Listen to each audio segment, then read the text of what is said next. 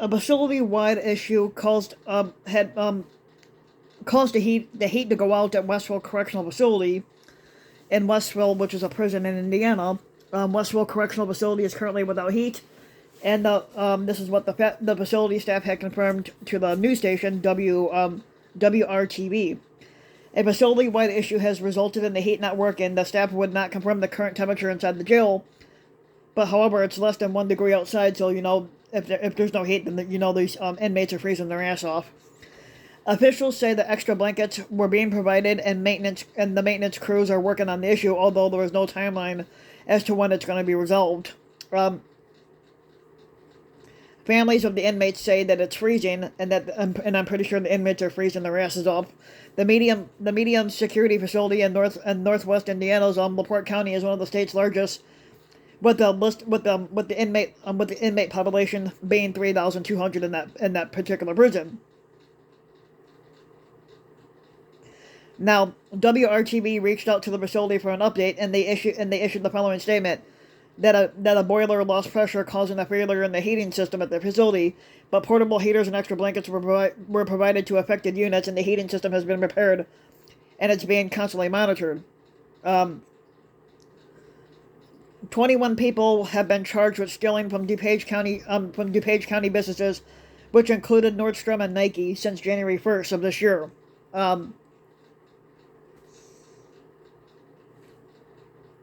Here.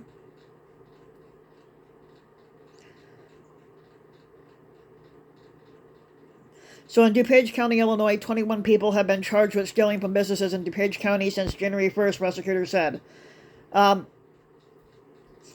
DuPage County State's Attorney Robert Merlin had released the most recent incidents this week, and they include the following with people's names and what they stole. Jorge Jimenez Sanchez, 21, of Chicago, was accused of stealing approximately $328 worth of merchandise from the Oak Brook Nordstrom on January 2nd. When searching his vehicle, officers found approximately $563.50 worth of merchandise allegedly stolen from Macy's, and he is released pending a trial. Sedbek Shukwartov, 27, of Barrington, Illinois, is accused of stealing approximately $440 worth of merchandise from an Oak Brook Macy's store on January 2nd, and the court denied the state's motion to detain him pre-trial. Basie Oliver, 38, who's a Venezuelan migrant staying in Chicago, is accused of stealing approximately $417 worth of merchandise from the Oak Brook Macy's store on January 4th, and the court denied the state's motion to detain Bolivar's pre-trial.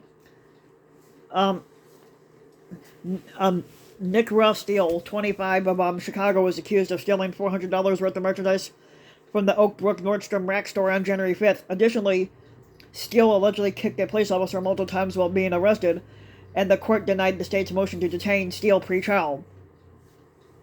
Devondre Powell, 25, of Chicago, was accused of stealing 3 pairs of Air Jordan Nike shoes worth approximately $389 from the Oak Brook Nike store on January 6th. The court denied the state's motion to detain Powell pre-trial. Julian Cerrone, 56, of Lombard, is accused of stealing more than $300 worth of merchandise from the Lombard JCPenney store on January 7th, and Cerrone was released from custody pending trial. Khalees Kirkland, 18, of Bartlett, and four male suspects are accused of stealing approximately $4,400 worth of merchandise from a Naperville vaping store on January 10th. Now, the court denied the state's motion to detain Kirkland pre-trial, but 3 of the 4 juveniles that were male have been were detained until at least their next court appearance. Vanessa Frosher, 21, of Naperville, is accused of stealing approximately $2,059 worth of merchandise from a Naperville Target store on January 10th, and Vanessa, was released pre-trial. Alexandria Salno, 19, of Glen Ellen, is accused of stealing approximately $423.70 worth of merchandise from a Wheaton, Illinois Target on January 10th, and Salno was released pre-trial. Samander Mamirov, 21, of New York, is accused of stealing approximately $868 worth of merchandise from the Oak Brook Macy's store on January 10th, and the court denied the state's motion to detain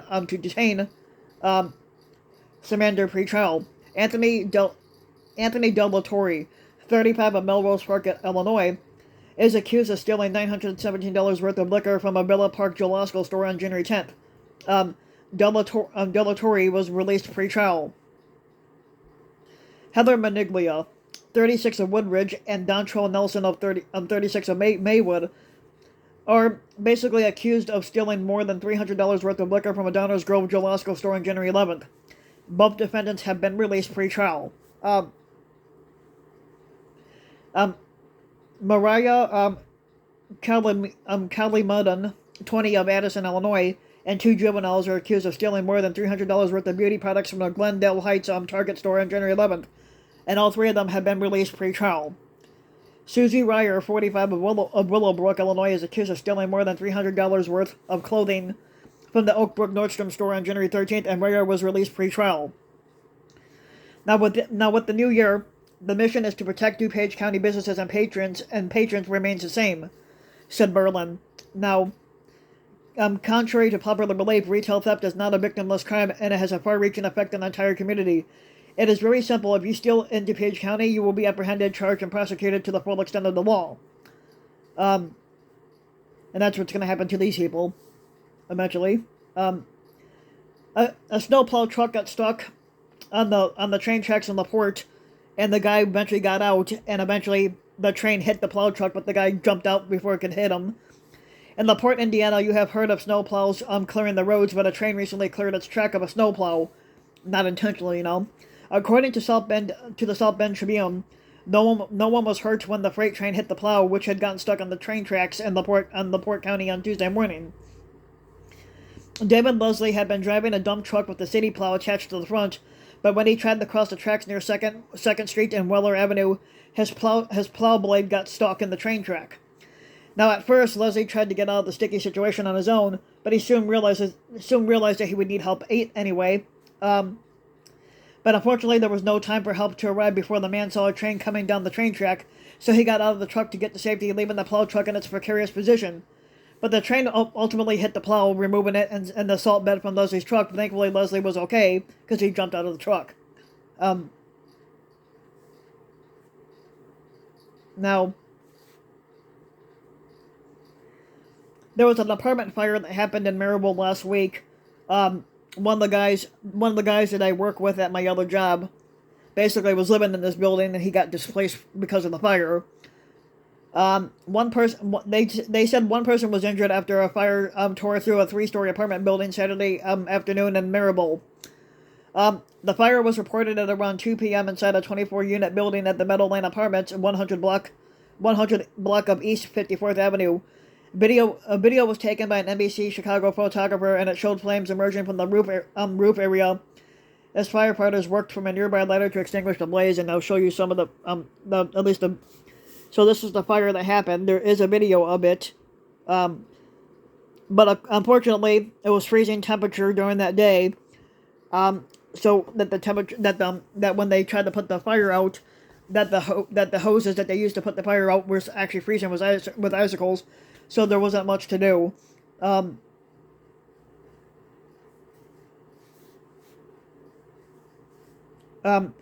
man in Tinley Park shot his wife and 3 daughters to death. I don't know why, but let's see.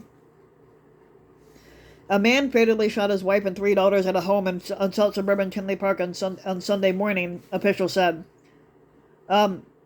A village manager, Pat Carr, said the victims were shot to death during a domestic incident at a home in the 7400 block of 173rd Street. Police arrived in the scene just before 11:30 a.m.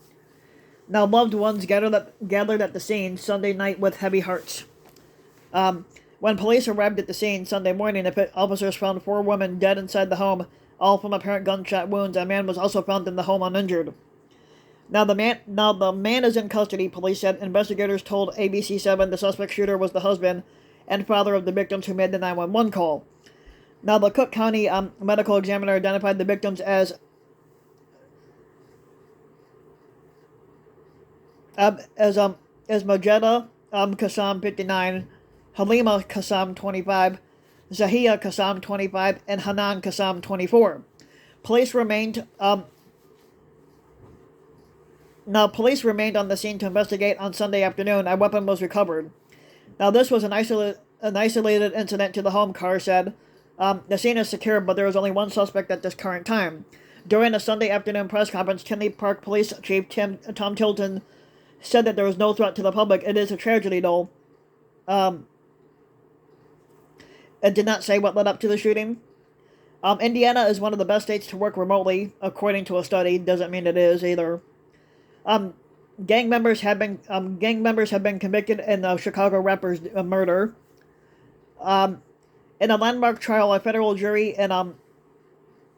in Chicago has convicted 6 members or associates of the O Block Street Gang on racketeering charges, which included the murder of well-known Chicago rapper FBG Duck.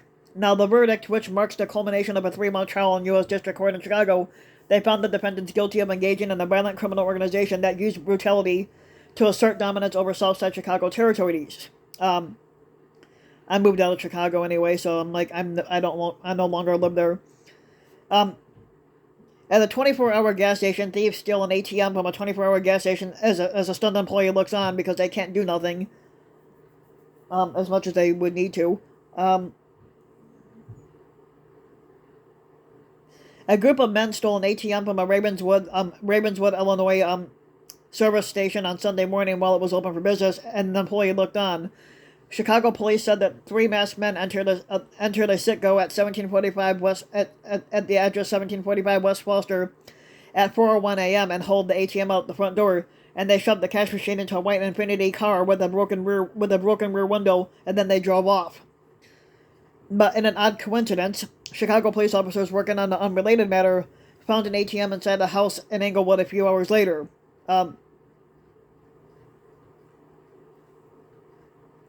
The cops were looking for a stolen car when they saw a suspicious man carrying a duffel bag out of a home in the 7200 block of South Yale, according to a separate police officer report. They entered the building and they found an abandoned ATM, but it was not immediately clear if it was the one taken from Citgo, which more than likely it probably was.